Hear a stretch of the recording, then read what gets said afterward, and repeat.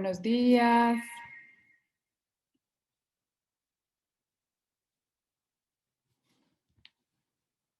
Les damos la bienvenida.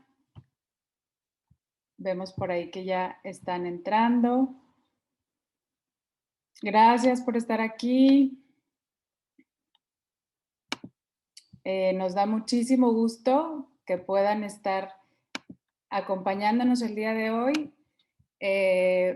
Más que nada porque no siempre tenemos esta posibilidad de que nos acompañe alguien en vivo. Normalmente los grabamos antes por cuestiones a veces de agenda, pero en esta ocasión tenemos la posibilidad de que nos acompañe Armando Cavazos, quien nos va a estar hablando de un tema muy interesante. Les voy a platicar un poquito más de él.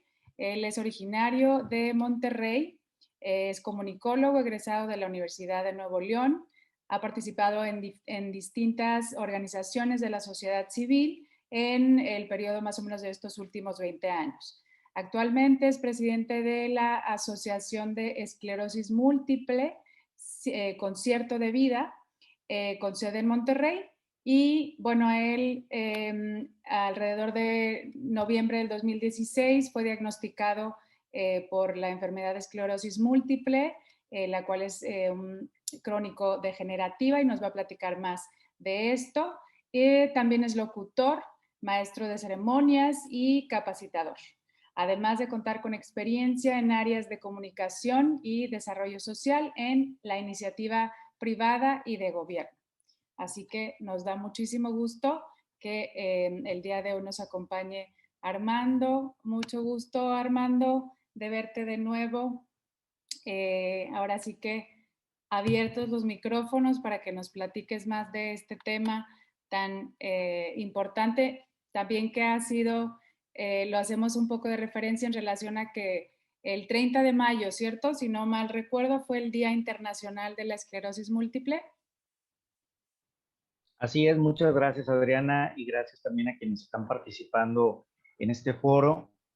Pues bueno, siempre honrado de ser invitado. Hace algunos años, en el 2016, ya me había tocado participar en un foro de ESER, organización que conozco y aprecio desde hace muchos años.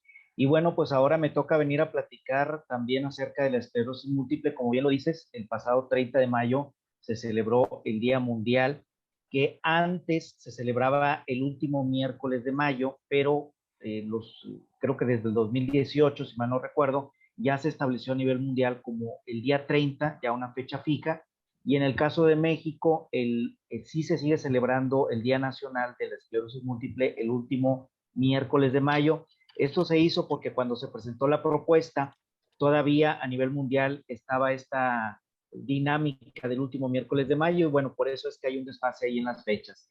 Pero lo importante de esta celebración es dar una sensibilidad acerca de este tema. Por ahí saludo a Lupita Maya, que leo que tiene desde hace 21 años la esclerosis múltiple, esta enfermedad crónico-degenerativa, como ya decías, que afecta al sistema nervioso central y que yo bauticé como la amante incómoda, un poco en ese buen humor que uno debe de conservar ante estas situaciones que se le presentan a uno.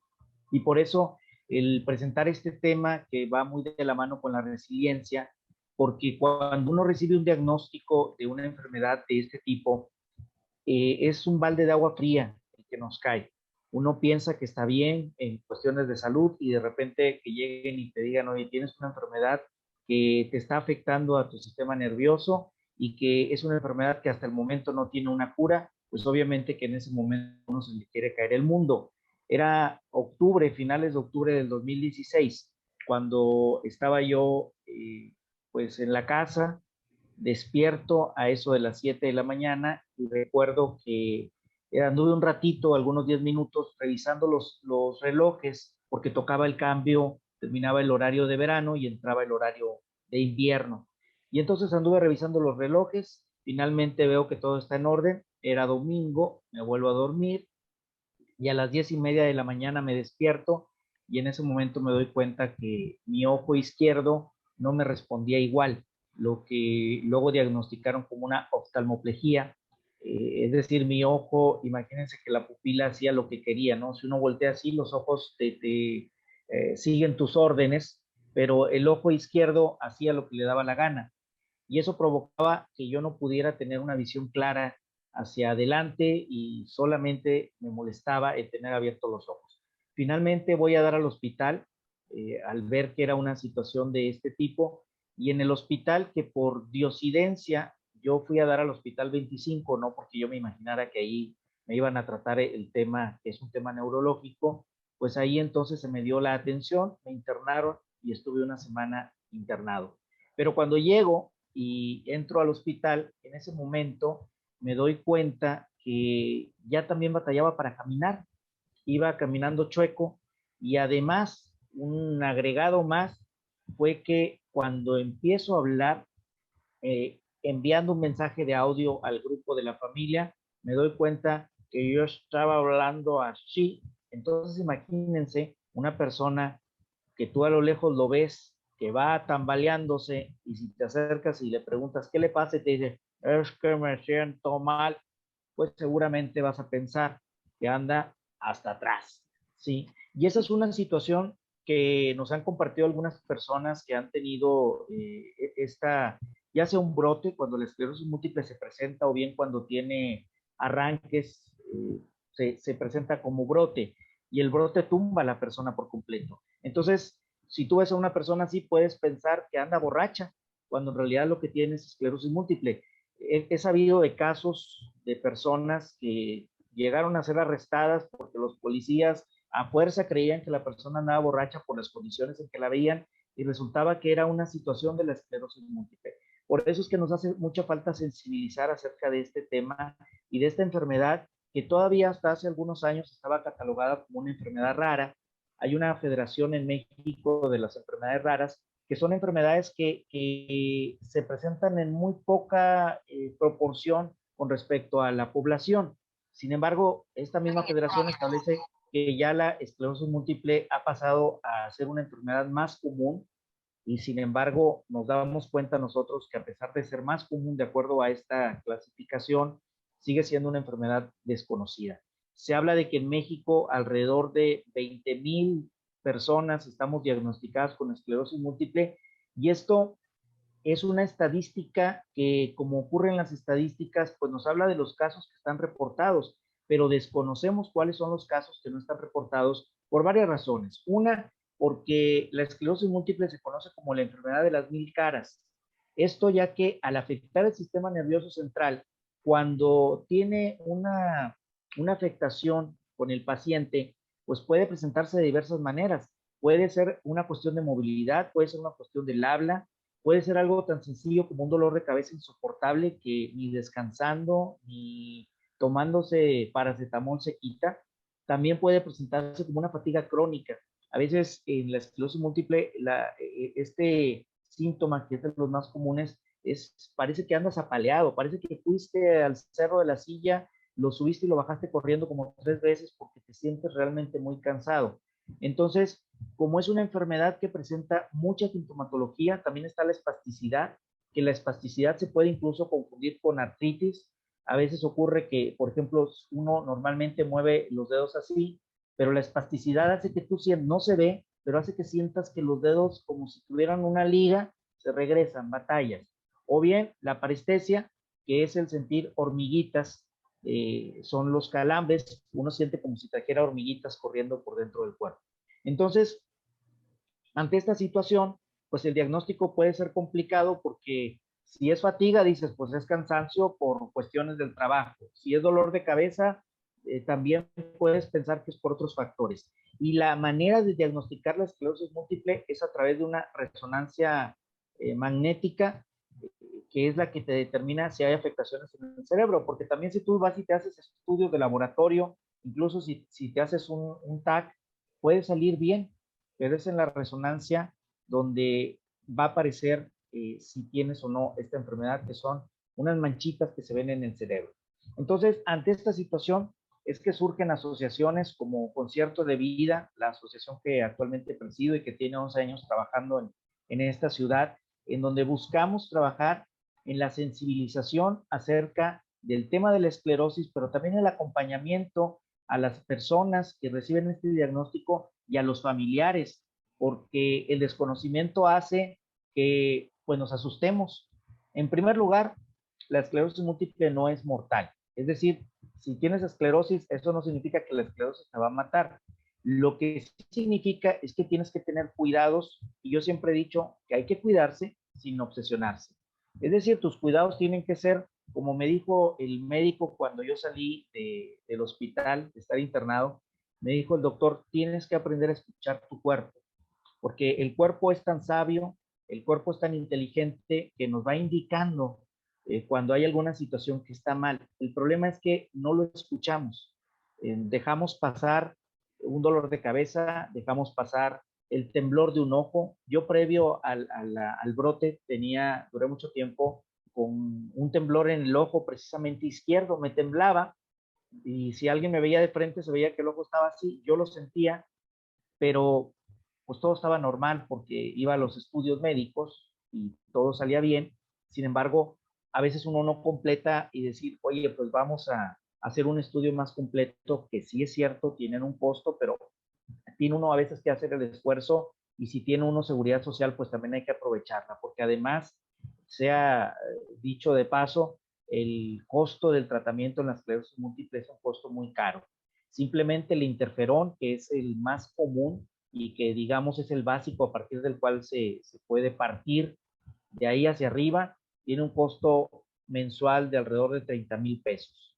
Entonces, pues la verdad es que trabajar para estar costeando el medicamento es imposible, porque de por sí el estrés pues es una cuestión que puede afectar y puede devenir en un brote. Entonces imagínate estar pensando, y más con los sueldos que hay en nuestro país, pues sería muy complicado decir, voy a trabajar para ganar, pues tendrías que ganar por lo menos 50,000 pesos para que nada más 30,000 se los dedicaras al tratamiento y los otros 20,000 al pago de todo lo demás que tienes que pagar: casa, carro, servicios.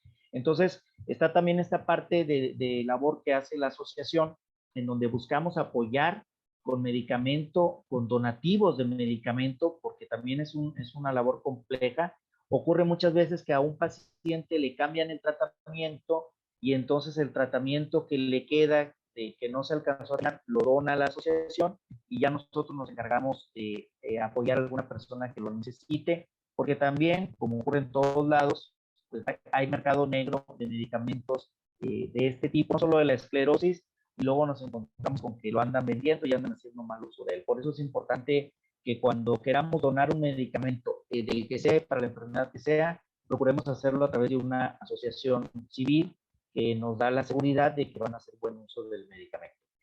Y entonces, pasando al punto también central de esta plática, donde por una parte quería hacerles esta sensibilidad sobre la esclerosis múltiple, pero también nos encontramos con el tema de la resiliencia, porque cuando uno recibe una noticia de este tipo, y no solamente de una enfermedad, sino una noticia que puede impactarnos en cualquier aspecto de la vida, pues este balde de agua fría nos deja en shock por un momento. Cuando yo estaba en el hospital, internado y asustado, porque no sabía lo que me estaba pasando, ya todavía me encontraba en el área de admisión continua, previo a que me subieran al cuarto, y entonces en este desconocimiento de qué le estaba pasando a mi cuerpo, quizá en ese momento, ahora que lo platico, puedo decir que fue un poco exagerado. Sin embargo, yo no sabía lo que estaba pasando. Desde mi punto particular de fe, soy un hombre de mucha fe. Recuerdo que yo cerré los ojos, porque además era lo más cómodo ante esta situación de mi ojo.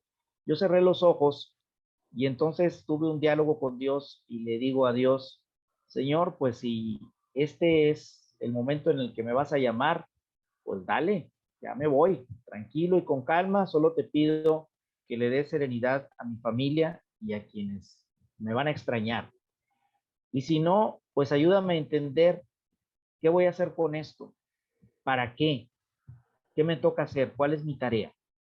Y finalmente, pues ahora al paso de los años me doy cuenta que no era mi momento de irme con Dios, sino era el momento en el que yo tenía que aprender algo nuevo para poder compartir a partir de ese aprendizaje.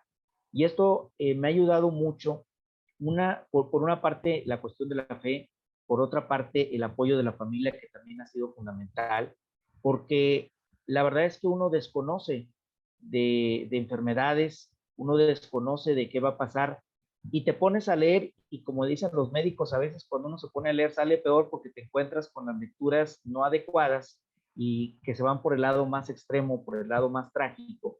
Pero imaginen ustedes que en el momento en el que yo me encontraba en el hospital, pues tenía esta oftalmoplejía que no me permitía ni siquiera ver, que tenía una falta de equilibrio y que además yo hablaba como borracho.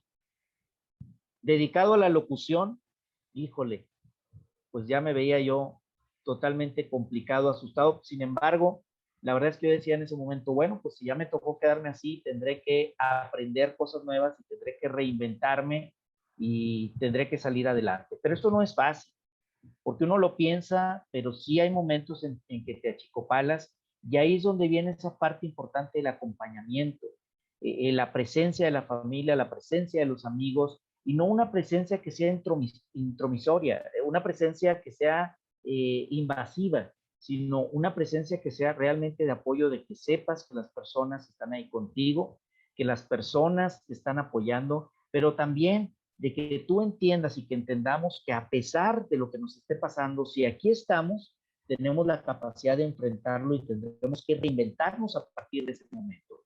De eso se trata la resiliencia, esa capacidad para enfrentar situaciones adversas. No es sencillo cuando lo estás viviendo, porque también tienes que vivir un proceso de duelo. Hace poco, en el podcast Cuarto Piso, aprovecho y les invito a que lo escuchen en YouTube y en las diferentes plataformas de audio. Es un podcast que vengo haciendo desde hace algunos meses. Invité a Alma Rosa Beltrán, una buena amiga y conocida seguramente por muchas de las personas. Alma Rosa, que se ha dedicado también a estos temas de la tanatología, estos temas del desarrollo humano. Y entonces Alma Rosa me dijo algo sobre el perdón que creo que podemos aplicar para todas las situaciones que nos pasan en la vida. Y nos decía que el perdón es abandonar toda esperanza de un pasado distinto. Y creo que para la resiliencia también es importante que nosotros, en el punto en que nos encontramos en nuestra vida, abandonemos toda esperanza de un pasado distinto. Si se fija, no solamente aplica para el tema del perdón, sino aplica para el tema de superación. Porque de nada sirve que en este momento yo esté quejándome y esté renegando y esté diciendo, chin, ojalá y las cosas cambiaran y no me hubiera dado esclerosis múltiple. A ver, vamos a ubicarnos. Eso es algo que yo ya no puedo cambiar. Eso es algo que ya pasó. Y si bien hoy Netflix nos presenta muchas series donde viajan al pasado y hacen un cambiadero, la realidad es que no se puede viajar al pasado. Y aunque pudiéramos viajar al pasado, hay situaciones como la salud, pues que no vamos a poder cambiar. Entonces, a partir de este momento, a partir de la situación que me está pasando, consciente de que no puedo cambiar el pasado, ¿qué es lo que voy a hacer hacia adelante? ¿Qué voy a hacer con lo que tengo? Como dice una frase que a veces se utiliza mucho, se hace lo que se puede con lo que se tiene. Y esto no es una frase conformista, más bien es una frase realista. Es decir, ¿cuáles son los elementos que tengo en este momento? Con esos elementos voy a trabajar. Y si necesito más elementos, pues voy entonces, como en el tema de las inversiones. Yo tengo 10 pesos, pues tengo que poner a trabajar esos 10 pesos, nos dicen los expertos, para que se conviertan en 11, y llega un momento en que gradualmente se conviertan en 20 pesos. Pero si yo tengo 10 pesos, tengo que trabajar con esos 10 pesos e ingeniármela con esos 10 pesos. A lo mejor voy a poner un negocio y necesito comprarme, vamos a poner un ejemplo, hot dogs. Yo quisiera comprarme un carrito de hot dogs. Oye, en este momento no tengo para comprarme un carrito de hot dogs, pero tengo una parrilla y tengo una estufita. Bueno, ponte a trabajar con eso. Y eso te va a ayudar a que el día de mañana crees un capital, generes ese capital y entonces te compras el carrito de hot dogs y hacia adelante. Lo mismo ocurre con las situaciones de la vida. ¿Qué tengo en este momento? ¿Cuáles son los factores y los elementos con los que voy a trabajar para avanzar hacia adelante? Y entonces tener esa certeza de que podemos salir adelante, de que las situaciones adversas de la vida nos van a fortalecer y que nosotros tenemos esa capacidad de resolver y de hacerle frente a las situaciones. Porque si nos quedamos estancados esperando que las cosas lleguen, que las cosas se resuelvan, no van a pasar. Si yo en este momento aquí sentado en un sillón donde estoy, al terminar la transmisión, digo, tengo hambre, pues obviamente que la estufa no se va a encender, el comal no se va a poner, el huevito no se va a hacer, tengo que levantarme y hacerlo, ¿sí? Y si yo quisiera hacerme unas miguitas con huevo y no tengo tortillas, pues me hago nada más el huevito, ¿sí? Pero a veces ocurre, híjole, es que tengo una enfermedad, ¿cómo le voy a hacer? Híjole, es que no tengo el carrito de fotos, ¿cómo le voy a hacer? No. Y resulta que nos pasamos el tiempo, perdiendo el tiempo, pensando en lo que pudiéramos hacer con lo que no tenemos. Entonces, hay que buscar siempre equilibrar el aspecto espiritual, vivir nuestra fe desde el credo particular que cada quien tenga. Ese es un aspecto importantísimo que nos ayuda, porque hay que recordar que la fe no significa que no te vayan a pasar las cosas, sino que tienes la capacidad para enfrentar las cosas que te ocurren de una manera distinta. Hay que también tener un autoconocimiento de nosotros. ¿Cuál es nuestra historia? No para intentar cambiarla, sino para comprender por qué estamos aquí en este momento, ¿sí?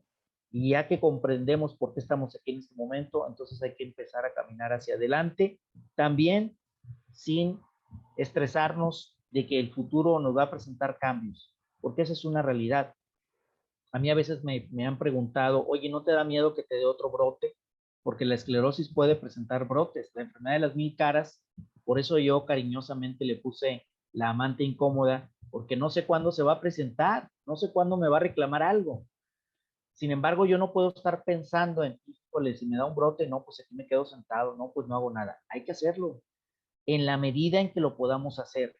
Y si el día de mañana nos da un brote o nos da una situación, incluso en el tema de la discapacidad, que esto a mí me generó mucha sensibilidad porque después de salir del hospital yo duré como un mes que no podía manejar, todavía traía secuelas de la oftalmología y batallaba para moverme, entonces usaba un bastón.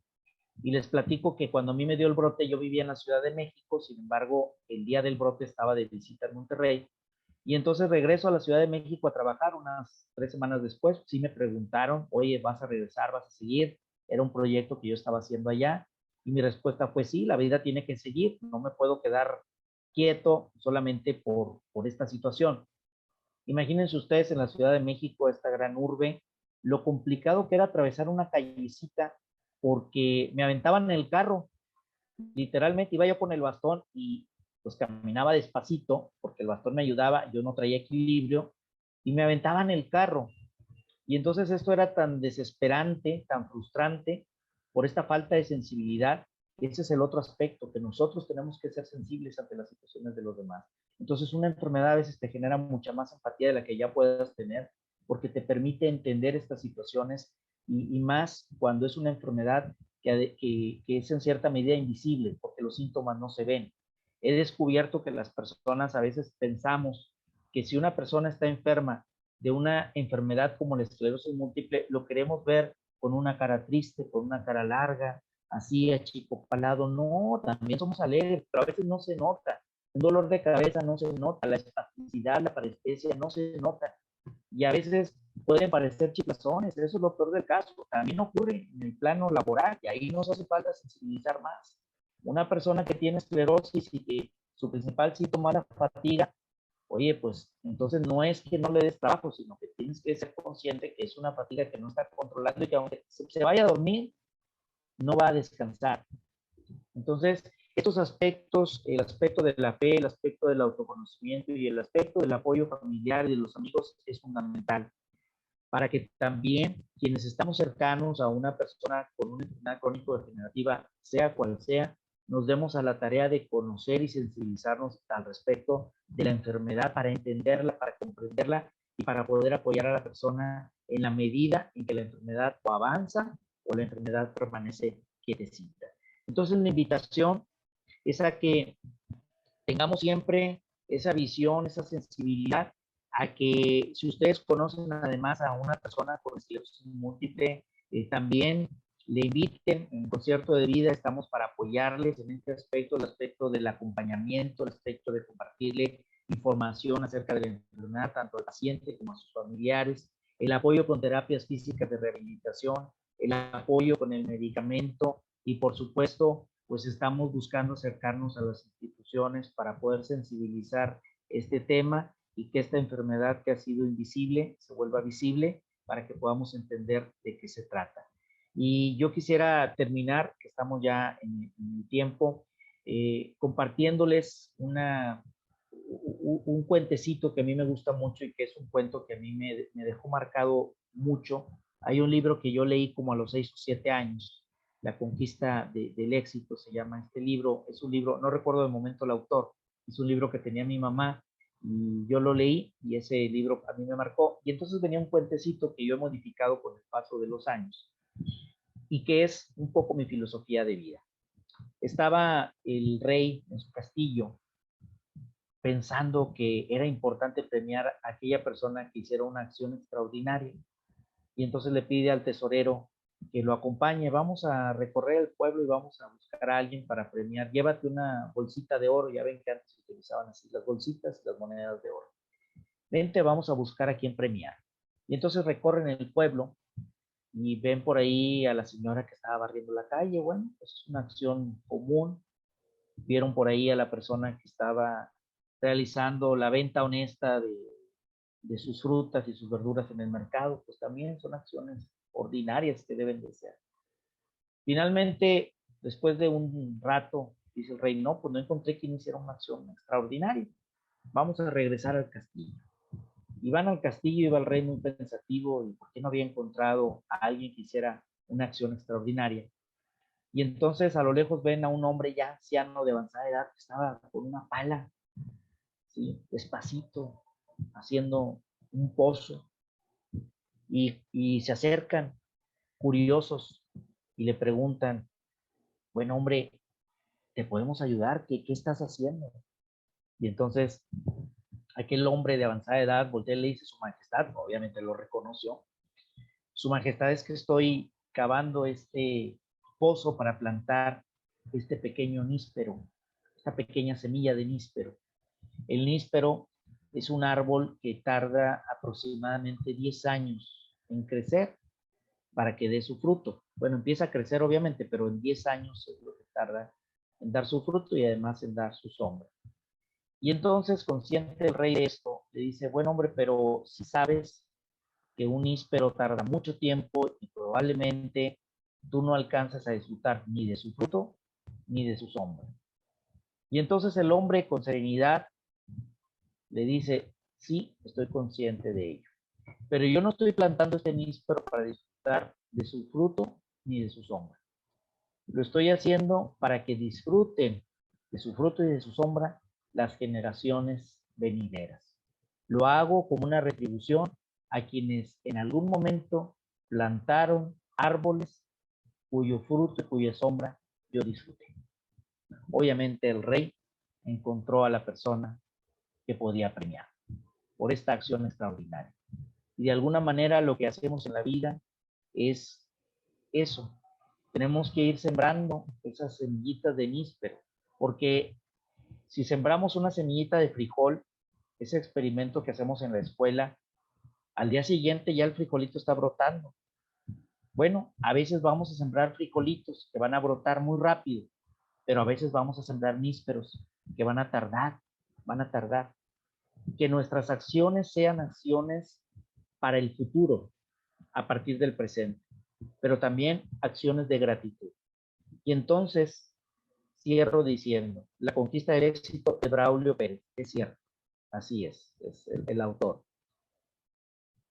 Nosotros tenemos que vivir nuestra vida siempre buscando cómo vamos a sembrar esa semilla, qué vamos a dejar de trascendencia, como un acto de gratitud, y eso es importante para la resiliencia, que seamos agradecidos con la vida, que seamos agradecidos con las personas, porque eso es lo que nos da fortaleza y nos da sensibilidad. Yo quisiera agradecer mucho la oportunidad de estar aquí en esta sesión. Muchísimas gracias a quienes se conectaron, a quienes ven la transmisión posteriormente. Y bueno, pues quedo a sus órdenes para cualquier cosa, cualquier situación, también recetas de cocina, bienvenidas, porque me gusta la cocina. Casi no cocino, pero sí me gusta la cocina. Muchísimas gracias y aquí estamos a la orden. Les comparto mis redes sociales en Instagram. Estoy como Armando Cavazos R, porque mi segundo apellido es regalado. Y en Facebook y Twitter como Armando Cavazos, así sin la R.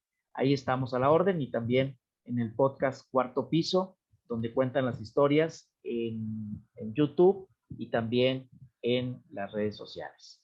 Muchas gracias. Gracias a ti, Armando. Por ahí puse ya en texto en el chat tus redes. Armando Cavazos R fue para Instagram y también para Facebook, ¿verdad? Sí, para Facebook es Armando Cavazos sin la R. Armando Cavazos solamente. Así es. Ok, aquí lo ponemos. Pues gracias de nuevo, realmente se nos hizo un tema muy interesante, tanto hacer referencia a este Día Internacional, pero por esto que nos compartías, ¿no? Que esos síntomas invisibles hacen que sea a veces muy tardado identificarla y la gente, pues no, ahora sí que no sepa para dónde ir, ¿no? En tu caso, pues tuviste estos eventos que te dieron esa posibilidad de, pero como bien decías, se pueden identificar hasta que estás pasado de copas, ¿no? Entonces, qué complicado puede ser el hecho de que alguien esté experimentando algo de eso y no identifique específicamente qué es lo que le está pasando. Entonces, sí, alguien que como tú ya lo experimenta y aparte hace esta labor que igual si también nos compartes cuál es la página de Concierto de Vida, si quieren también comunicarse, nos escuchan ahorita personas que están conectadas, pero también nos van a escuchar en la retransmisión otras personas, igual también les agradecemos que escuchen esta información que Armando nos tiene y que si identifican también, ¿no? Algo en ellos que no les cuadra y que se parece un poco a esta información que nos dio Armando, que él ya experimentó, pues a final de cuentas siempre es importante el chequeo general y la verdad que todo lo que nos platicas tiene muchísimo sustento de salir adelante, ¿no? O sea, nos das un ejemplo de vida que agradecemos, nos lo pongas muy, muy, muy claro, no nada más para personas, ¿no? Que estén viviendo la esclerosis múltiple, sino otras enfermedades, que a final de cuentas, a veces la palabra, ¿no? Enfermedad lo hace como una carga y lo dijiste muy bien, realmente las experiencias de vida nos traen un gran aprendizaje y tú a lo que le preguntaste en ese momento de tu vida a Dios, ¿no? Como, ¿qué entonces tengo que hacer con esto? Lo estás haciendo súper bien, compartiendo y haciendo que esto no sea una enfermedad ni una carga, ¿no? Sino al contrario, es tu impulso para seguir adelante y para compartir, que es un gran compromiso también, ¿no? Así es, pues ahí puse ya la página Concierto de Vida, Asociación de Esclerosis Múltiple, la página de Facebook. Súper. Última cosita, Armando, que me gustaría nada más hicieras referencia. Hablas de la relación en cuanto a los episodios pueden aparecer, pero en tu día a día, aparte de esa actitud súper positiva, ¿hay algo que queda en ese día? No sé, ¿hay algún remanente que queda general que afecta a tu día a día o simplemente es la situación que puede aparecer en algún momento y te causa estos efectos como los que nos compartiste y te llevaron al hospital? Mira, después de un brote, las secuelas pueden variar. Esto va a depender de muchos factores. ¿Cuánto tiempo tardó el paciente en recibir atención posterior al brote y qué tan fuerte fue el brote? Entonces, puede haber una variación. En mi caso, solamente es un poco el equilibrio en el lado derecho. Digo, no es algo que me tumbe, pero yo les digo a mis amigos jugando, yo no puedo hacer un 4 con el pie derecho porque me caigo, ¿sí? Ahí tengo una afectación, ya me lo explicó el neurólogo, en el equilibrio. Entonces, de repente choqueo un poco hacia el lado derecho, pero no es una cuestión que me afecte de gran manera. sí puede la esclerosis múltiple a través de un brote generar una secuela de discapacidad temporal o permanente, pero reitero, esto va a depender mucho de cada persona, del tiempo que se le dio atención, obviamente de si tenía un tratamiento previo o no. Son factores que varían mucho y aquí lo importante siempre va a ser estar muy de la mano con el neurólogo, que es el especialista que atiende en lo particular esta enfermedad de la esclerosis múltiple, pero también se puede uno valer de la atención de un psicólogo, por ejemplo, para el apoyo emocional, de un sacerdote, de un pastor, para el apoyo espiritual. Sin embargo, en el tema de la salud propiamente de la esclerosis múltiple, es el neurólogo el encargado de dar seguimiento y con él habrá que estar muy al pendiente. Pongo un ejemplo.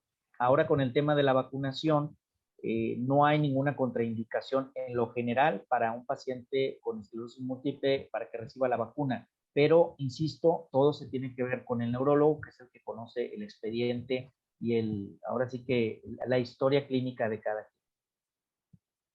Ok. Entonces, cualquier duda que pueda tener alguno de los que nos está escuchando y los que nos escuchen en la retransmisión, puedes ponernos algún correo, Armando, que puedan comunicarse contigo. Aparte, bueno, ya nos pusiste ahí las redes de Concierto de Vida. Ahorita estamos viendo que están integrándose más personas. Gracias por estar aquí. Aquí nos está poniendo Armando un contacto para si tienes alguna otra duda que puedas referirte a este tema específico. Y bueno, tiene espacios como lo comentó, ¿no? El podcast también de Cuarto Piso. Ahí también estás en Instagram, ¿verdad? Así es, y de hecho les acabo de poner también mi celular, digo, yo no tengo ningún problema, entonces si quieren, si alguien quisiera mandarme un WhatsApp, con todo gusto lo podemos atender y podemos conversar acerca de este tema de la esclerosis múltiple o de cualquier otro tema, porque lo importante siempre será que podamos compartir. Y yo creo que en la medida en que compartimos también es una medida en la que vamos aprendiendo y eso es lo que nos va fortaleciendo en todos los ámbitos de la vida. Así es. No, muchísimas gracias, Armando, de verdad.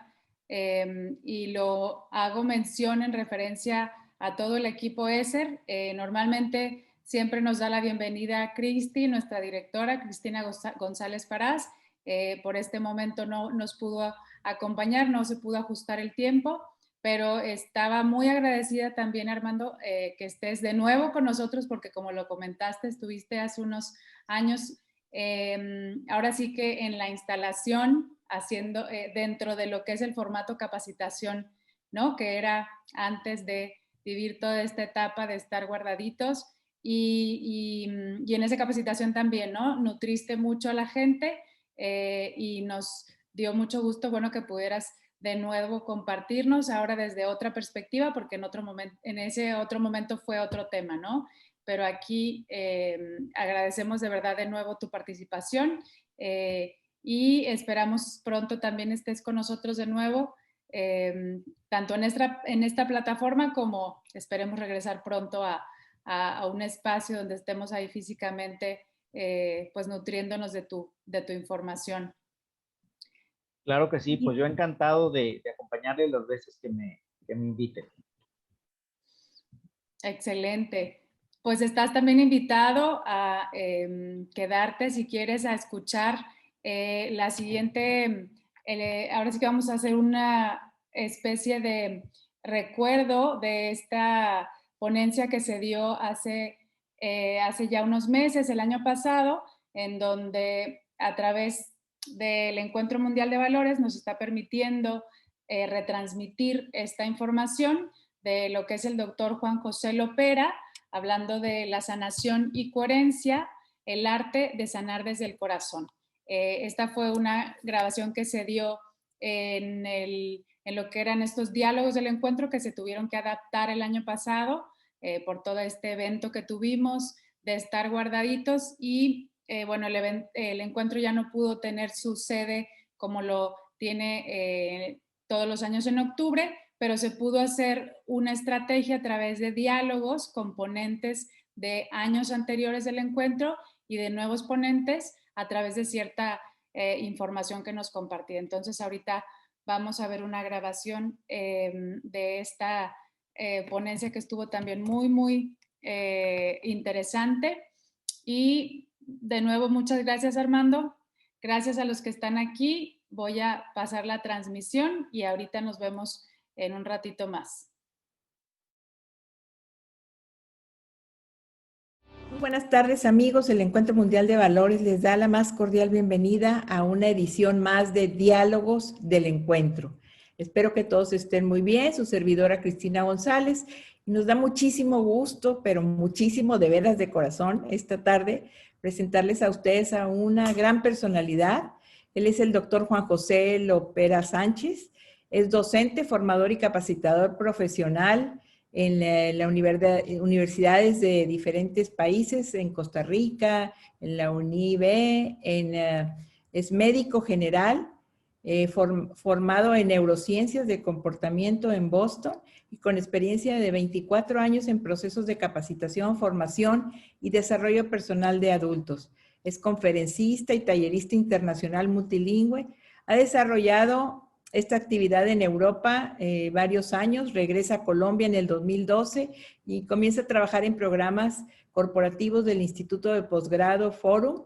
Y en el 2013 participó en el diseño de los programas de los diplomados de PNL y Coaching de Forum. Es columnista y inició PYME desde el 2011 hasta el 2016. Durante los últimos 5 años ha trabajado en empresas, sus empresas como DC Training y Stress Tech.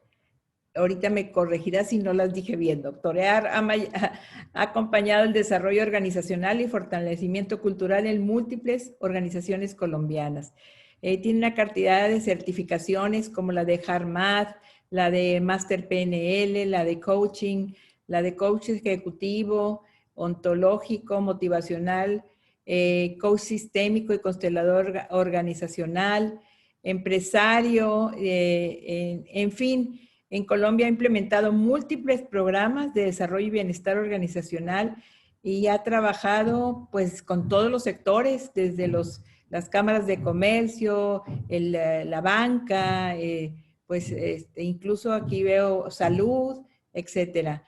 Y mantiene alianzas activas con Coaching Management Consulting, Seven Events y Estrategias Humanas, entre otros. Juan José se desempeña durante 20 años como cantante de ópera en Europa y recibe el premio Medalla Eberhard de la Ópera de Viena, así como la ciudadanía austriaca por mérito artístico.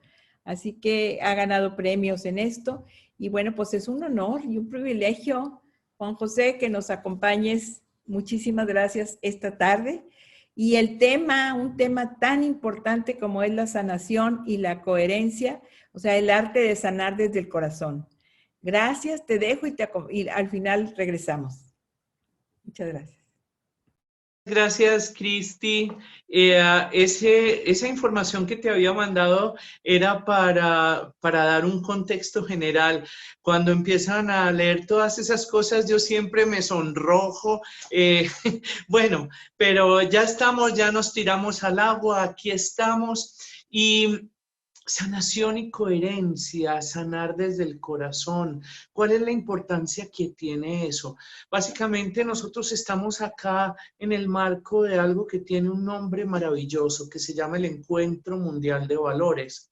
Cuando empezamos a pensar en valores, nosotros empezamos a pensar como en esas señales en la carretera que nos permiten saber en qué dirección nos debemos mover, cuál es el límite de la velocidad, dónde se puede girar a la derecha, dónde se puede girar a la izquierda.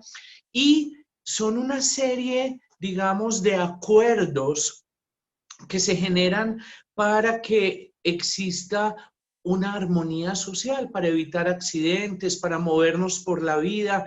¿Y cuál es la importancia que yo le veo a todo esto relacionado con aquello pues que también es mi vida, que es la sanación, que es la medicina, que es la sintergética, la medicina alternativa? Y dentro de ese gran universo de posibilidades, muchas de las acciones que yo realizo tienen que ver con el manejo del estrés, con la gestión emocional, con la capacidad de sentir que hay coherencia.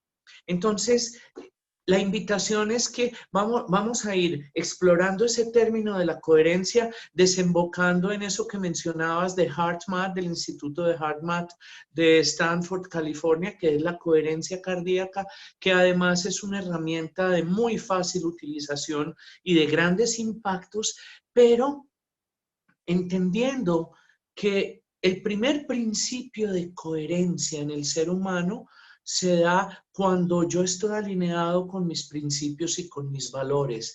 Es decir, cuando expreso con mis actos, cuando expreso con mis palabras, cuando mis gestos, cuando el contenido de mis pensamientos estratégicos que miran al horizonte del futuro, buscando construir empresa, buscando construir relaciones, buscando generar una estructura que a la larga, en el tiempo, me dé bienestar a mí, a mi familia.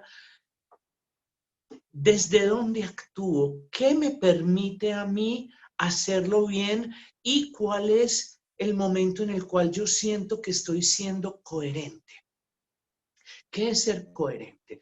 En el mundo de la física se habla de coherencia cuando diferentes trenes de onda en informaciones electromagnéticas están alineados, tienen un ritmo intrínseco, sus crestas y sus valles tienen una estructura de alineación que lo que hace es que disminuye la dispersión de energía.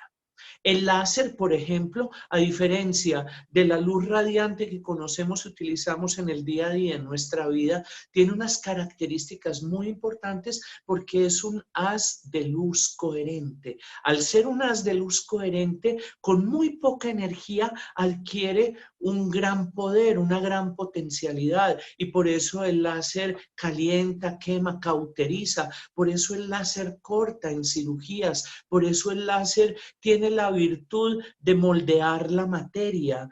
Entonces, cuando un sistema está en un estado de coherencia, está en un estado en el cual tiene una pérdida mínima de energía, disminuye la fricción intrínseca, sus elementos como sistema están alineados de tal forma que se están complementando, que se están sosteniendo, que están multiplicando esas fuerzas que están enfocadas en conseguir un objetivo común.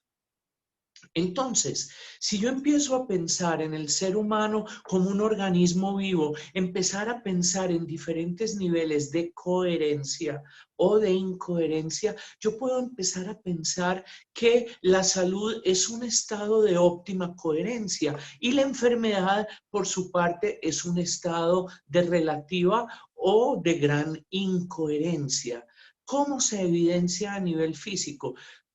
Lo más sencillo es acercarnos a los fenómenos rítmicos, la respiración. Cuando yo estoy mal de los pulmones, yo respiro con dificultad, altero el ritmo respiratorio. Cuando el corazón está mal o cuando hay algún factor estresante en el medio ambiente o en mis pensamientos, en mis sentimientos, ese corazón empieza a latir de manera incoherente, puede latir demasiado rápido, demasiado lento, tener arritmias. También los estados mentales y emocionales se manifiestan con diferentes grados de coherencia o de incoherencia en el electroencefalograma. La influencia que todo eso tiene sobre los ritmos hormonales, el más fácil de reconocer es la menstruación en la mujer. También es influido por nuestro nivel de coherencia, por nuestro nivel de armonía. Para que haya coherencia, como en una orquesta, tienen que estar todos los instrumentos afinados con una misma nota de referencia.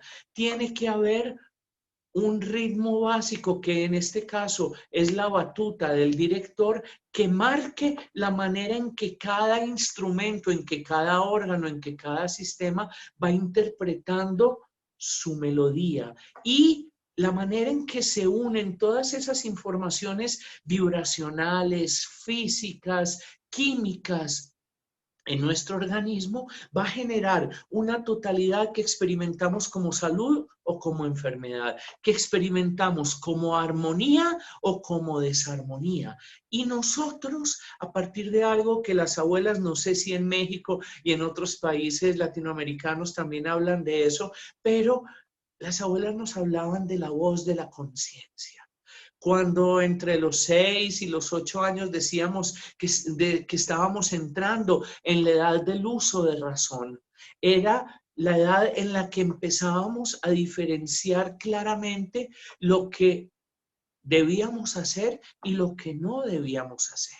Y todos conocemos esa sensación de malestar que nos invade en el momento en el cual nos sentimos incoherentes, incongruentes. Y ese malestar, cuando se prolonga en el tiempo o cuando corresponde a un evento que por el momento en el que sucedió, por la profundidad, por la importancia que tiene la experiencia o la relación con la persona a la que afectó, en fin, cuando yo me siento incoherente y ese momento de incoherencia tiene impactos de los cuales yo después me arrepiento profundamente y me queda como una especie de marca, como una especie de trauma.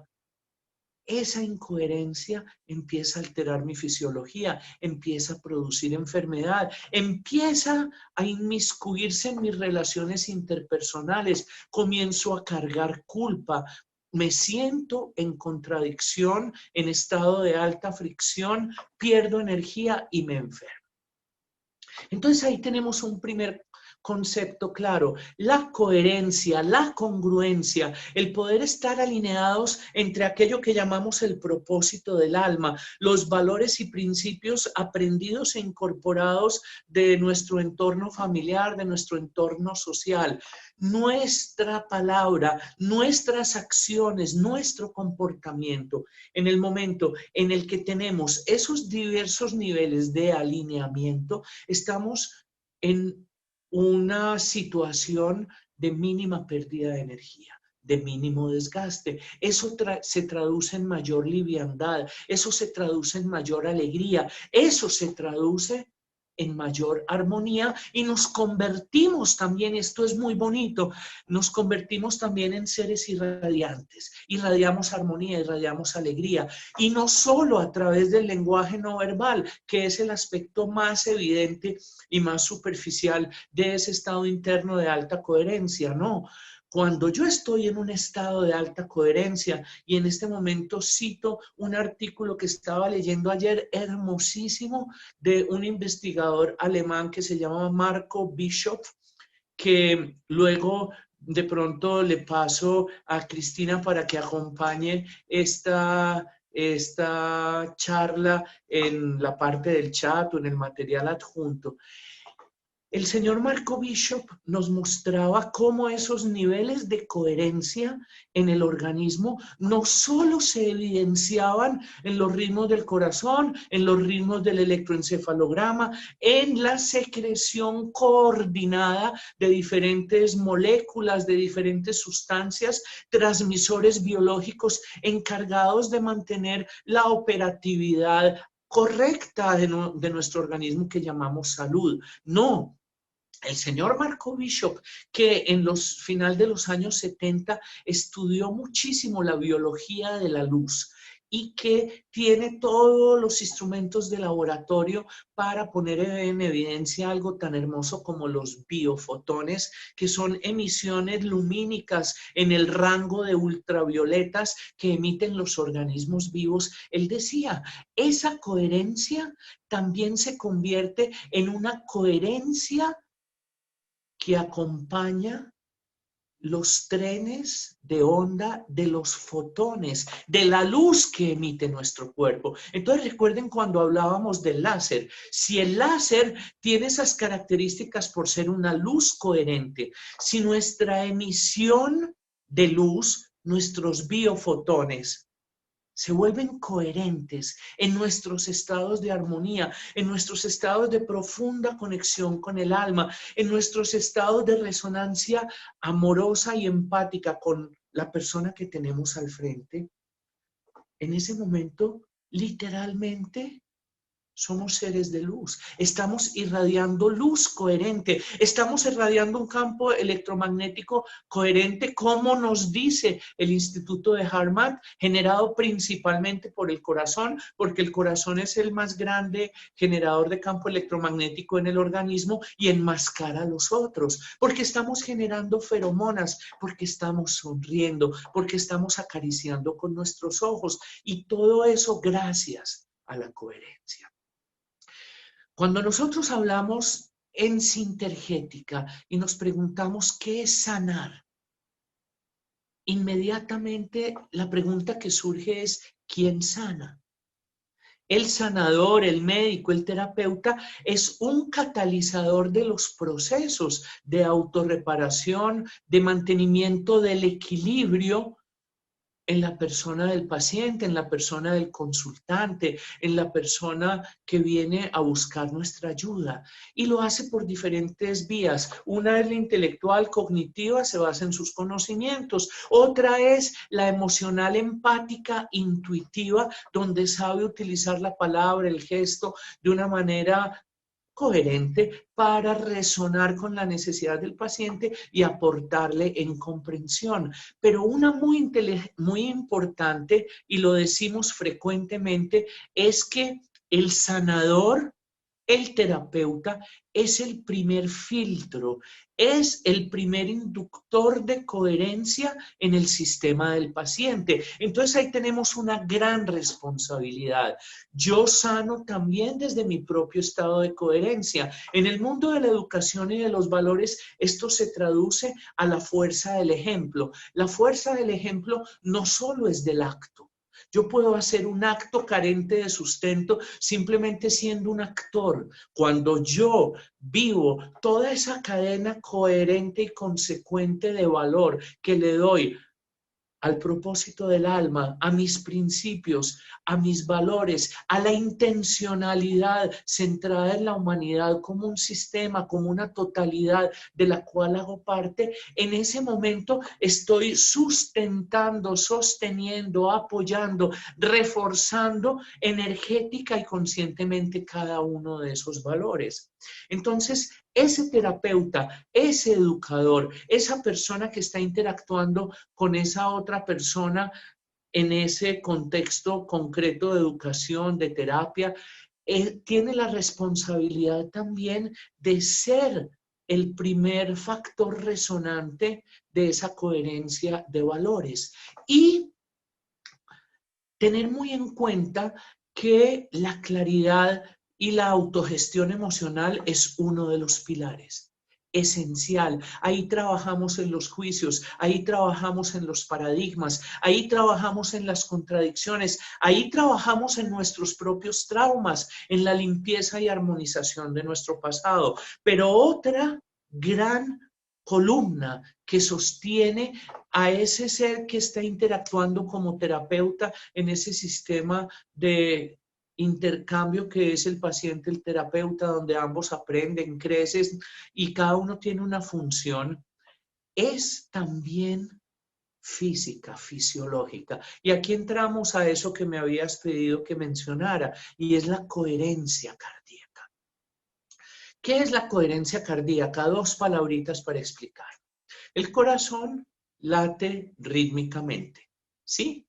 Esto todos lo sabemos, pero a diferencia de un metrónomo musical que marca exactamente si yo quiero cada segundo una pulsación, cuando yo digo que el corazón está pulsando a 60 latidos por minuto, o sea, un latido por segundo, no quiere decir que el corazón esté fija y rítmicamente cada segundo haciendo un latido. No, el corazón tiene algunas pulsaciones que son más rápidas y otras que son más lentas y que en general dependen de varios factores. Uno de ellos es el estado de salud en general, otro el estado emocional, otro la respiración. Entonces se dice que el corazón está latiendo en un estado de alta coherencia cuando esa variabilidad, esa manera en la que en el tiempo va variando a pulsaciones más rápidas y más lentas, más rápidas y más lentas, es uniforme y es amplia. Cuando el corazón está latiendo erráticamente un poquito más rápido, más lento, más rápido, más rápido, más lento, más lento, de una manera irregular, se dice que está en un estado de baja coherencia. Entonces, la coherencia cardíaca es esa capacidad del corazón de latir de una manera armónica y ese latido armónico se va a reflejar en un campo magnético del corazón. Recordemos que el corazón, los músculos son células eléctricamente activas. El corazón es una bobina en espiral de células musculares que se están contrayendo todas al tiempo y que están siendo estimuladas por estímulos y descargas nerviosas también en 40,000 fibras nerviosas que tiene ese sistema nervioso del corazón. Entonces, cuando yo tengo 40,000 fibras nerviosas disparando al mismo tiempo y todo ese millón de fibras musculares contrayéndose al mismo tiempo, todos esos impulsos eléctricos que están coordinados, sincronizados, coherentes, están generando un campo magnético pulsado que me circunda. Y en estudios científicos se ha descubierto que ese campo magnético tiene una distancia entre 60 y 120 centímetros alrededor del cuerpo. Por eso es que cuando yo tomo un electroencefalograma, tengo que tomar al mismo tiempo un electrocardiograma, porque el latido del corazón puede generarme alteraciones que no sean reales en esa medida del electroencefalograma. Cuando yo tomo un electrocardiograma, yo no tengo que hacer eso porque la fuerza eléctrica del corazón, sus campos magnéticos son tan fuertes que enmascaran los otros ritmos eléctricos del organismo. Entonces, ¿qué pasa? Cuando mi corazón está latiendo de una manera coherente, cuando yo tengo alta coherencia cardíaca, se regula el cortisol, disminuye la presión arterial, la oxigenación de los tejidos es mayor, se relajan los vasos capilares de la microcirculación, disminuye el ácido gástrico, se relajan los músculos y tengo menos dolores de cabeza. Y por retroalimentación de los centros que en el tallo cerebral y en el sistema límbico tienen que ver con mi respuesta frente al estrés, disminuyo mi nivel de reactividad, disminuyo mi nivel de estrés, entonces estoy influyendo en mi buena salud, estoy serenándome, estoy generando respuestas menos reactivas en mis relaciones humanas. Estoy transformando mi mundo y estoy transformando el mundo. Y eso se comienza a hacer a través de muy sencillas prácticas que cada uno de nosotros, que cada persona puede integrar en su cotidianidad. La más sencilla se llama la práctica de coherencia rápida. La práctica de coherencia rápida tiene 3 aspectos. Primero, empezar a respirar sintiendo activamente la zona del corazón. En el Instituto de HeartMath lo llaman respirar desde el corazón. Entonces yo empiezo a sentir la zona del corazón, a imaginar ese corazón como que fuera un emoticón de cachetes grandes que cuando respira sonriendo, se le hinchan, se le inflan los cachetes, las mejillas y cuando bote el aire, se le deshinchan las mejillas. Puedo sentir sensaciones en el pecho, en la zona del corazón, conectarme mientras respiro con la zona del corazón. Ese es el primer paso. El segundo, hacer una respiración lenta, profunda por la nariz sin elevar los hombros, una respiración abdominal y que en general debe ser rítmica, entre 4 y 7, 8 segundos por inspiración y por exhalación. Entonces yo inspiro lentamente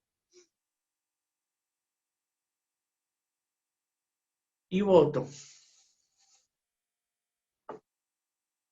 Inspiro y llevo ese ritmo de inspirar rítmica profundamente a través de la nariz de manera abdominal y con la atención centrada en el corazón. Ya llevo 2 factores fáciles, ¿no? El tercero es muy importante, ojo, y aquí quiero hacer un énfasis especial. Nos hablan todo el tiempo del pensamiento positivo. Ya desde hace varios años está muy revaluada toda la corriente de las técnicas de pensamiento positivo. Ya se sabe que una buena parte del cerebro responde con resistencia al pensamiento positivo. Ya se sabe que influye mucho más en el bienestar la emoción positiva. Entonces, el tercer factor que utiliza el Instituto de HeartMath para generar coherencia cardíaca es el centrarme en una emoción positiva generada preferiblemente por un recuerdo. Entonces yo recuerdo algo que me produzca gratitud. Gratitud es la emoción más contundente y fácil de generar. Algo que me produzca gratitud, algo que me produzca bienestar, algo que me produzca alegría. No tiene que ser una experiencia tipo matrimonio de la Cenicienta en una película de Walt Disney con fuegos artificiales. No, no, no. Muchas veces esas experiencias no las tiene uno a mano y casi siempre son agridulces. Algo sencillo, el abrazo de mi pareja, la mirada de mi hijo, el momento en el que nace mi hijo, el momento en el que mi hija viene con unas buenas notas del colegio y me emociono, el momento en el que estoy con mi mascota, el momento en el que disfruto de un atardecer, cosas sencillas que me hagan sentir frente a la vida. Gracias por experimentar esto. Si yo recuerdo activamente las sensaciones, los colores, las formas, las imágenes, a veces las palabras, la música, el sonido del viento, asociado con una experiencia que me produzca gratitud, y mientras estoy respirando lentamente y de manera profunda, con la atención centrada en el corazón, recuerdo vívidamente este tipo de evento durante 3 a 5 minutos, varias veces al día.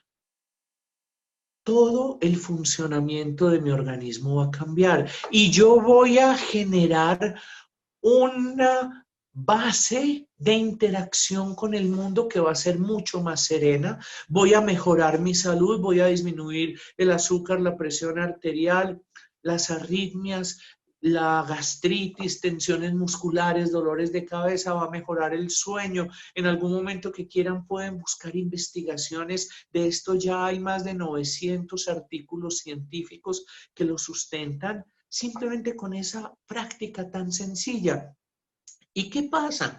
En el momento en el que mi fisiología se va serenando, en que voy pudiendo calmarme y en esa calma percibir de manera diferente la vida, puedo llegar a habitar el corazón.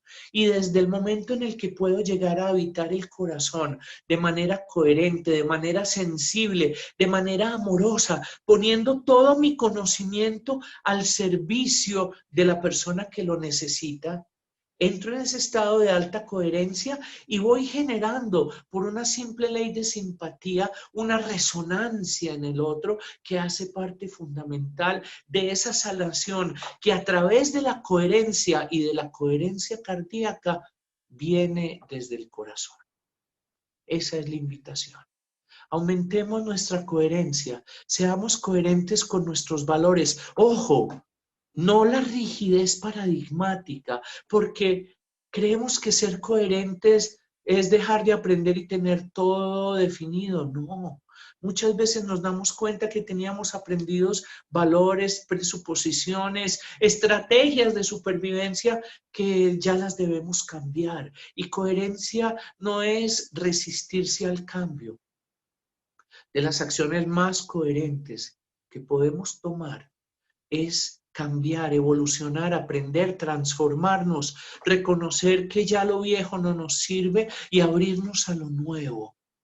Y desde ahí, alineados con esos principios, con esa sensación de ser parte de este gran sistema de la humanidad, vamos a ir poniendo granitos de arena, gotas de agua muy, muy específicas, muy eficaces, muy eficientes para la transformación de la humanidad, del planeta.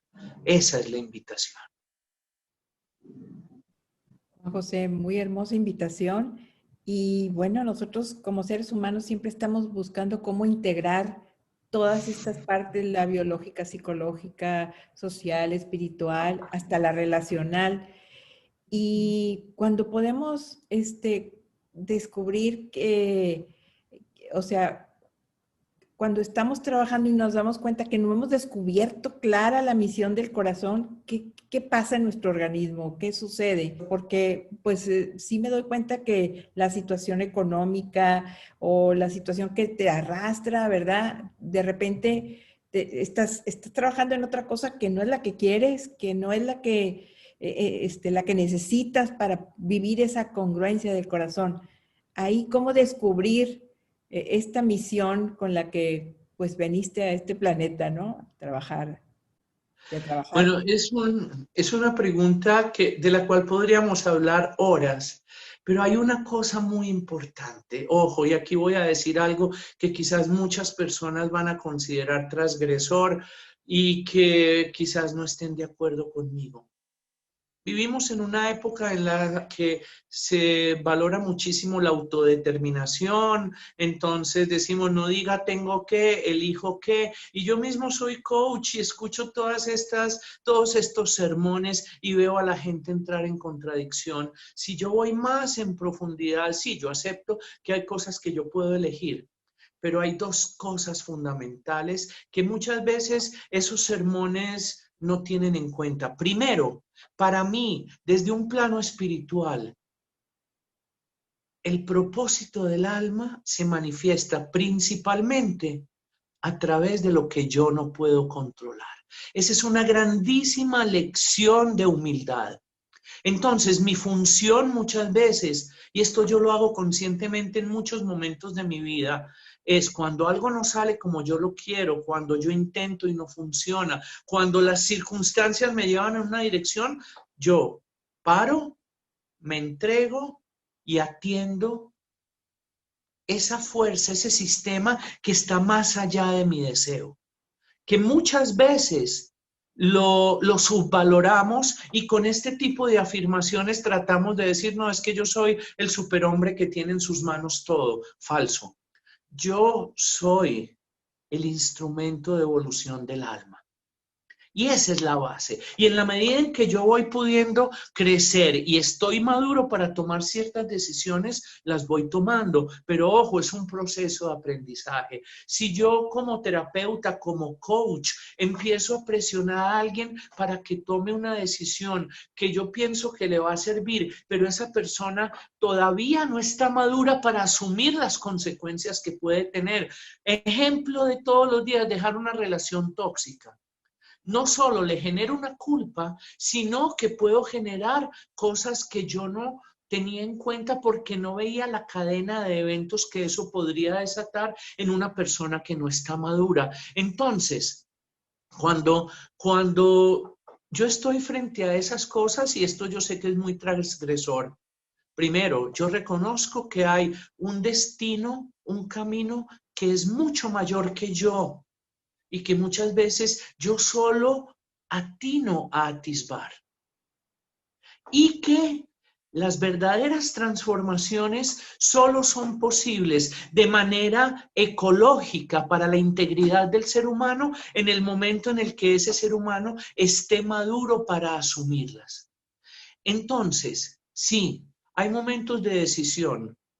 Si yo todavía no soy capaz, las consecuencias que me van generando conflicto me lo van demostrando y van quizás madurando, haciéndome comprender otras cosas. Y sí, yo como terapeuta estoy constantemente llamando hacia ese reconocimiento, hacia esa transformación. Pero, en este momento hay muchas aproximaciones radicales a ese tipo de circunstancias que instalan, y yo he tenido que trabajar con varios pacientes que vienen de diferentes tipos de aproximaciones radicales porque empiezan a cargar un sentimiento de culpa enorme. Ay, no, es que yo sigo con esta asma y eso es por la relación con mi papá y es que yo no he querido cambiar y ya viene la culpa encima del asma y no ha habido un proceso de maduración. Ojo, la mirada compasiva que no es que justifique la contradicción. La mirada compasiva reconoce como soberano el ritmo de la evolución de la otra persona. Uno es un catalizador, pero uno normalmente no son los dos compuestos que están entrando en una reacción química que necesita ser catalizada. Y eso desde una profunda humildad tenemos que tenerlo muy claro los terapeutas y las personas que acompañamos transformaciones humanas. Muy bello. Y para aumentar esta capacidad de gestionar las emociones y a la par irnos conociendo a nosotros mismos, ¿qué sugerencia, qué recomendación o qué pudiéramos hacer para hacerlo, ¿no? Para aprender a gestionarlas de una mejor manera? La primera, la más sencilla, respirar conscientemente. Hacer micropausas en las cuales yo, en el momento en el que ya fácilmente adquiero un estado de coherencia cardíaca en unos cuantos minutos, examine, escanee con mi radar interno mi estado emocional, cómo me siento. Si hay algún malestar, ir al origen, ¿qué lo provocó? Y ver qué otro tipo de vivencias se interrelacionan con eso que sucedió en ese momento. En el momento en el que yo me acostumbro a hacer esa pequeña introspección, me voy volviendo cada vez más sensible y sucede que durante el día ya sé en el momento en el que algo me perturbó, no solo qué fue lo que lo desató, no tengo que generar todo el teatro de la reacción para darme cuenta de ello después de haber hecho un buen daño en unas relaciones o en una situación. Y además empiezo a ver claramente cuál es el patrón, la estructura, esa rama del árbol de mi proceso de autoconocimiento emocional que reúne muchas experiencias emocionales similares y que me permite aprender en profundidad cosas que con el arquetipo de ese ser que evoluciona a través de los caminos del alma tengo que empezar a comprender. Entonces, hacer consciente la respiración, hacer pausas de coherencia cardíaca, observar los estados emocionales, tratar de identificar qué los desata, encontrar las relaciones con patrones que se repiten y al final del día, cuando me estoy durmiendo, hacer una recapitulación de pendientes. Entonces, en ese proceso yo voy a ir actualizando, yo voy a ir quitando matojos, quitando malezas, y de pronto voy a ver que algunas de estas cosas se relacionan con una vivencia que tuve en la infancia o con una vivencia que comparto con algunas personas de mi sistema familiar. Y en ese momento, como una comprensión maravillosa, como esas burbujas de metano que surgen del fondo de los lagos y de pronto ¡blup!, salen, me doy cuenta de algo, y en ese darme cuenta que ya ha tenido esa sensibilidad sin juicio que la acompaña, es muy fácil la transformación, porque la misma observación ha ido preparando el terreno para que en el momento en el que la comprensión profunda se dé, genere la reacción en cadena que ayuda al aprendizaje. Pues muy bello. Y por último, en esta situación que estamos viviendo y que estamos viendo a nivel planetario, mucho enojo de la gente contra pues, los sistemas, sobre todo el político y demás. ¿Cómo afecta esta coherencia cardíaca hacia los políticos? ¿O cómo debemos de, o sea, qué sugerencia nos das como para a través de este ejercicio, pues llevar a más positivos mensajes y a más positivas, pues características de decisiones que tomen, ¿no? Bueno, a ver, aquí también esto puede ser transgresor. En principio, todo enojo es una pelea contra algún aspecto de mí mismo, que simplemente encuentra en el exterior, ya sea en algún perpetrador, en algún agresor, en alguna persona que me contraste, un espejo.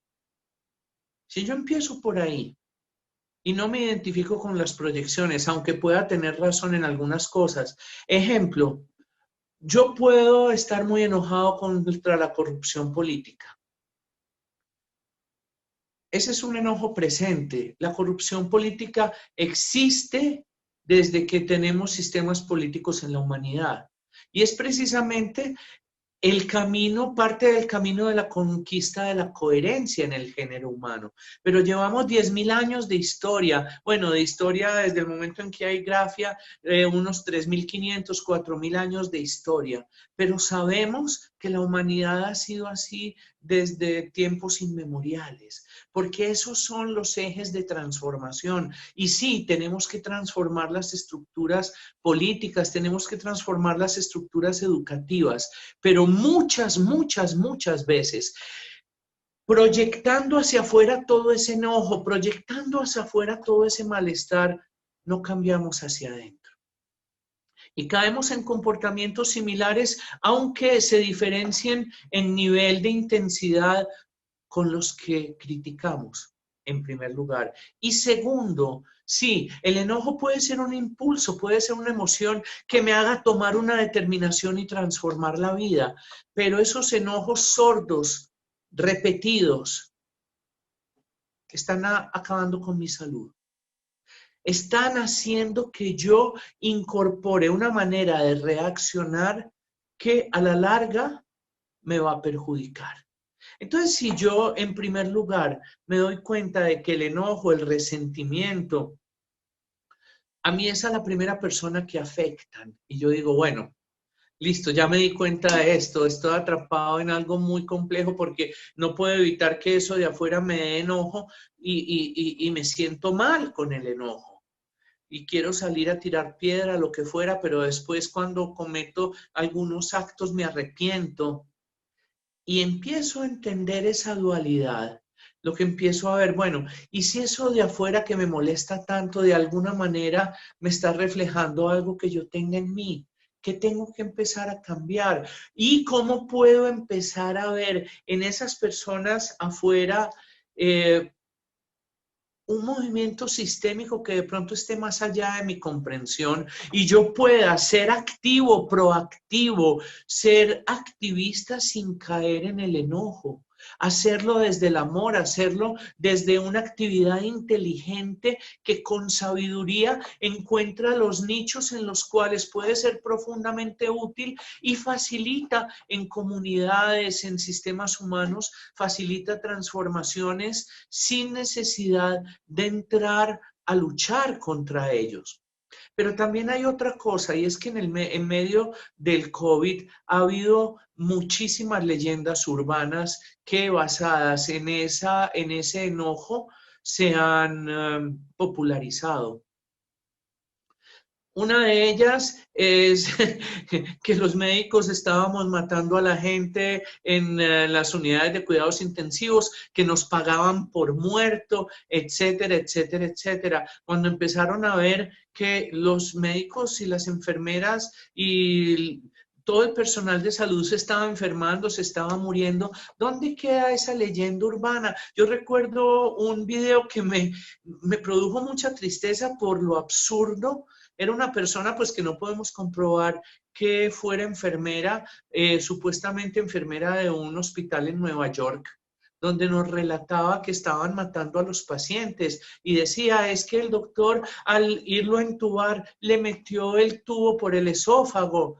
Eso le pasa a uno como médico. A mí me pasó varias veces cuando intubaba pacientes hace muchos años. Uno sabe que es uno de los riesgos que hay, pero se tipificaron ciertos comportamientos y ciertas cosas como que fueran, digamos, fruto de la maldad del gremio médico que se estaba beneficiando de esto. Cuando a las personas empezaron a enfermárseles y entrar en estado de gravedad, personas queridas, se dieron cuenta de que no era una conspiración como la planteaban, que quizás el virus haya sido un error de laboratorio o un movimiento de China. ¿Quién sabe? Es posible que nunca lo sepamos, pero muchos mitos, el mito de la mascarilla. Todas las sociedades orientales, en primer lugar, empezaron a usar mascarilla hace 3 o 4 décadas para protegerse de la contaminación ambiental. Y esas historias que decían que los niños estaban desplomando muertos en clase por la mascarilla, absolutamente infundadas. Entonces nosotros reaccionamos de muchas maneras que no son proactivas, que no suman a la solución, sino que hacen parte de nuestras diferentes resistencias. En el momento en el que trabajamos esas resistencias con nosotros mismos y nos abrimos a los aprendizajes de las situaciones que pueden ser adversas, obligadas, en donde puede haber corrupción, lo que sea, sí. Estaremos transformando desde una acción que no tiene el lastre de la venganza, porque toda acción desde el enojo, desde el resentimiento, es una venganza de alguna manera y no equilibra la balanza, la gira hacia el otro lado donde obliga a la otra persona a convertirse de nuevo en perpetrador.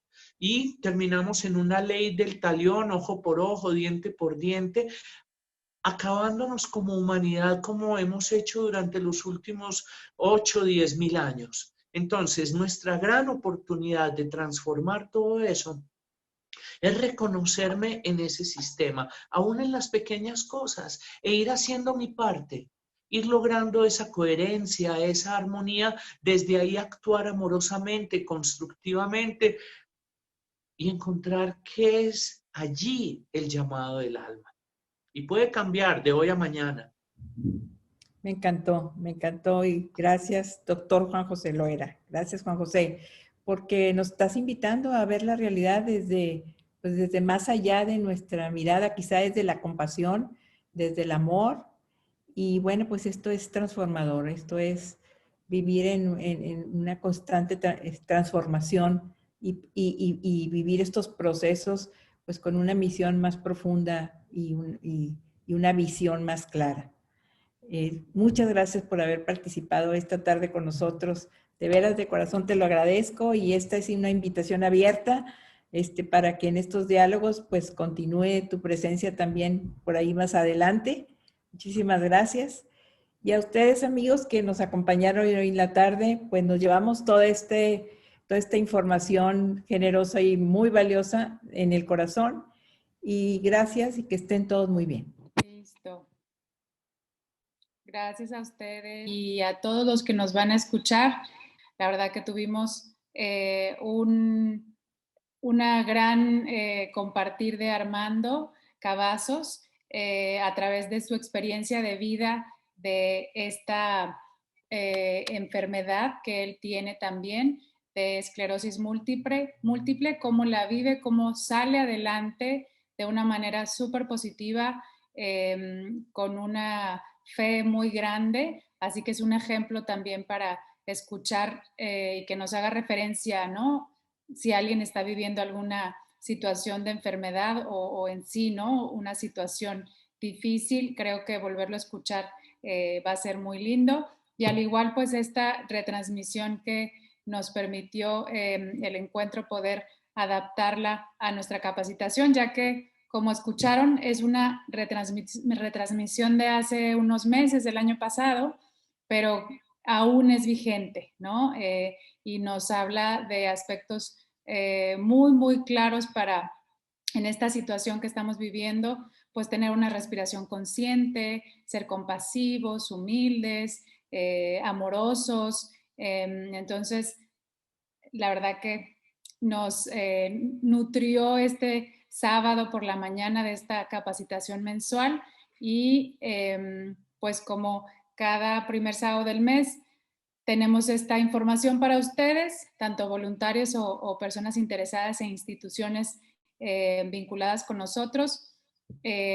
Siempre van a ser temas pues que puedan fortalecerlos, ¿no? Tanto con habilidades o conocimiento, principalmente pues bueno, identificando que nuestros voluntarios puedan tener contacto con personas que tengan pues estas enfermedades, ¿no? O simplemente para fortalecerlos a ellos personalmente. Esperemos hayan sido de su agrado. Y en nombre de Cristina González Parás, les damos muchísimas gracias por estar aquí. Recordando simplemente que seguimos con nuestra campaña Compasión en Acción, todos participamos, todos comemos, en donde pueden encontrar más información en nuestras redes, pero muy agradecidos porque hasta el momento llevamos alrededor de 2.320 despensas básicas entregadas a familias necesitadas de Nuevo León. Entonces, si sigue por ahí tu deseo de podernos aportar alguna donación, está en nuestra página de Moneypool. Ahí en nuestro Facebook o Instagram lo puedes identificar. Igual ahorita por ahí en el chat lo pongo la página, pero les agradecemos también compartan esta información.